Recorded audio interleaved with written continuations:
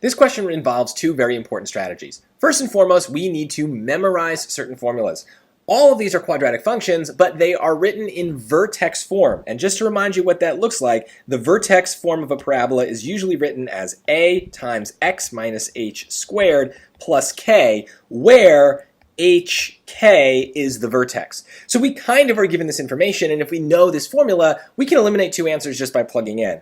We are told that the vertex is negative 5, 4, so we need to see how would that fit in with this formula. Well, negative 5 would be the h, and 4 would be the k. So the 4 part is consistent among all the choices, but look at the negative 5, and this is where there's a little bit of a trap. When we substitute negative 5 into this part, what's going to happen is we're going to have a negative of a negative, the negative that's built into the formula right there, and so it kind of makes it now a positive 5 that's going to be squared. So x plus 5 squared, in this case plus 4.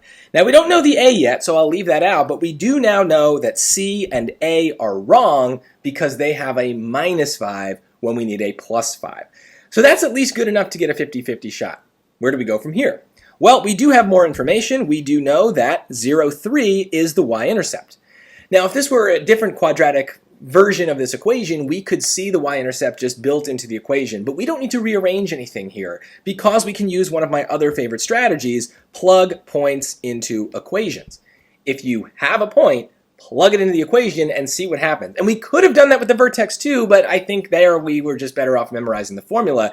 Here, we can take the x and the y coordinates, plug them in, and see what happens. So for choice B, we would get negative 3 times 0 plus 5 squared plus 4. So what does that reduce down to? Negative 3, 5 squared is 25, plus 4. So that's negative 75 plus 4. Is that equal to the 3 that it's supposed to be equal to? No, this is really, really off. So we know that choice B just doesn't work. The point doesn't work or fit onto that equation.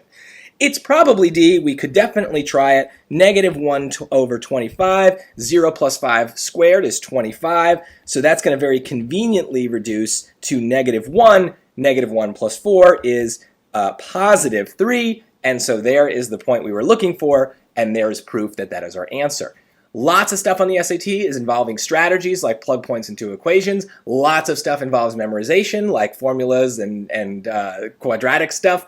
But the mixture sometimes happens, and that's the thing, is in order to be really successful in the SAT, you got to know a lot of stuff, and you got to be strategic when the stuff you know isn't quite enough to get you over the finish line. This question involves both ways of thinking, and that's what makes it a great question.